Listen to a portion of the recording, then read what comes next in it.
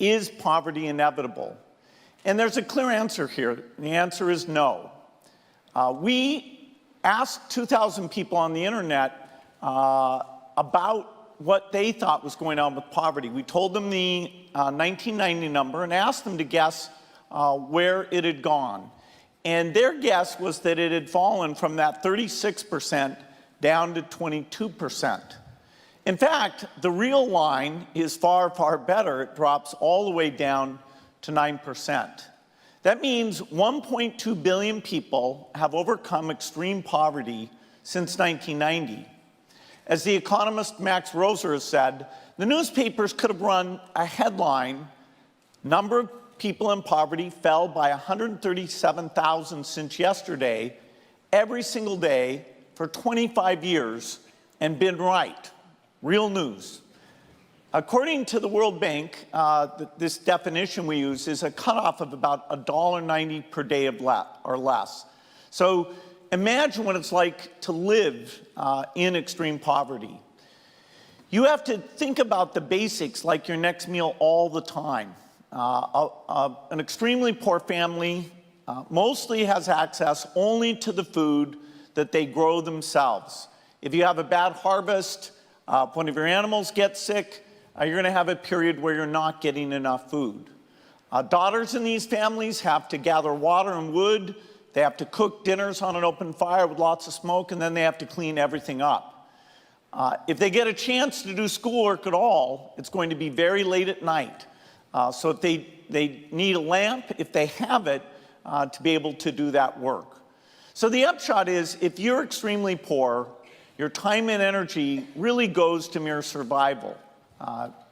Getting out of extreme poverty is not the end goal. We want people lifted up way beyond extreme poverty. Next, Bill Gates discusses how people can be lifted out of poverty. He shows, using a dot map, how well over 1 billion people have been taken out of poverty since 1990 worldwide. He goes further to show how the distribution of global poverty has changed and become more of an African phenomenon, which sadly may intensify. Concluding, Bill Gates talks about how poverty prevents people from investing in themselves as they struggle to just survive. China beat the malady using education. Africa can do the same, he says. We've created some graphs here where we have a single dot representing 1 million people. And so right now you're seeing the number of dots that represent the number of people who overcame poverty in this last generation since 1990. And it's really great to see how we made that incredible reduction because it hints, okay, what remains, what do we have to do in the future? And the progress came really in two great ways. The first wave was China. In 1990, not very long ago, 66% of people in China were extremely poor. So you can see all the dots there, each representing, again, 1 million people. But over just a short period, 15 years, their extreme poverty declined by over 500 million. Now, China's a unique place, but the improvement in people's lives there is one of the most astonishing examples of progress in world history. The second wave came in India. Progress there started later, and it's been more gradual, but it's also an impressive trend. India went from 400 million people in extreme poverty in 2005 to just under 100 million today. And over the next several decades, that number is going to drop quite a bit. So the question we face here is, can we create a third great wave of poverty reduction in the rest of the world that will bring extreme poverty near to eradication? Now, our message here, it's not going to be easy. We can go back to our dots, again, looking at each one representing 1 million people, but now we're going to look at the people who remain in extreme poverty. So starting back in 1990, we're going to take all those dots and do a pie chart that gives us a sense of what it looked like by region back in 1990. And so you can see sub-Saharan Africa, the blue part there, represented a relatively small slice of extreme poverty in 1990. But because this has fallen so quickly in East and South Asia, so we're dropping the total number of people a lot. But also, as we drop those numbers, you can see that that sub-Saharan slice, the blue slice, is getting to be a very substantial part of this pie. In fact, if we project this out to 2050, it's rather stunning. It's a trend that I sort of was aware of, but even I was surprised when we ran these numbers that it shows that almost 90% of the people remaining in extreme poverty will be in sub-Saharan Africa by 2050. If we zoom in even more and take it at the country level, we can see that there's quite variability in the progress here.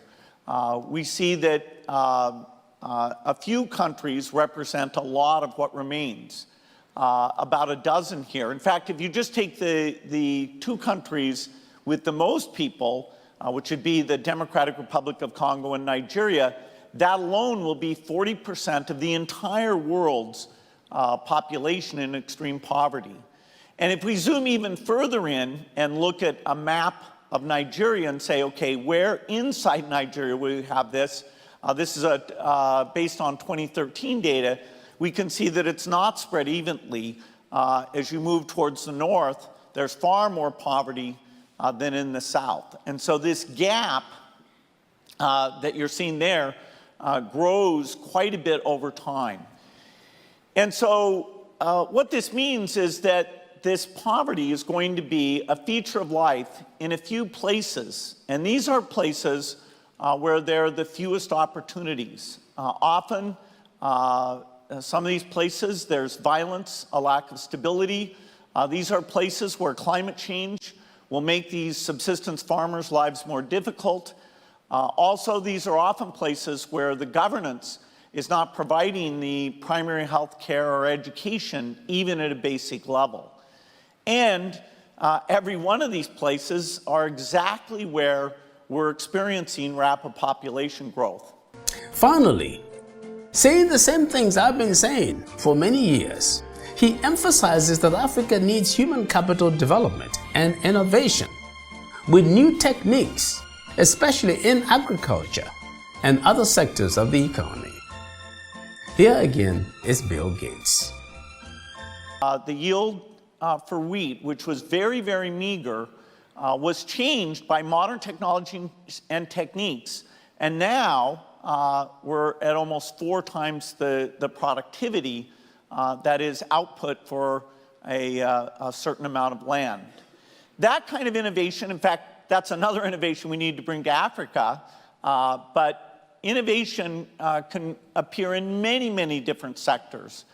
Let's start with the investments in the people, primarily in their health and education, which economists, including now the World Bank, is emphasizing this human capital. China set a great example here. In 1990, 1 in 3 Chinese children were chronically malnourished, which means that not only physically but also mentally, they never fully developed. They did not achieve their potential. And the typical Chinese youth never got into high school. Well, since then, China has solved that malnutrition problem. And in education now, almost all students not only graduate from high school, a very high percentage, almost half, attend college. And so, you know, you just look at those cities in China and you see, wow, something miraculous came out of those human capital investments. And so to create this third wave of poverty reduction, Sub-Saharan Africa's young need the same level of investment in their human capital. Of course, the size of that investment is going to be very large because of this population growth, the doubling in their youth population by 2050. And so human capital and our looking at that has never been more important. In Sub-Saharan Africa, for these youthful generation, we need to get a lot of resources there and help those countries build these systems. The world we want, a world in which every person can dream of a better future and make it come true, is a world without extreme poverty.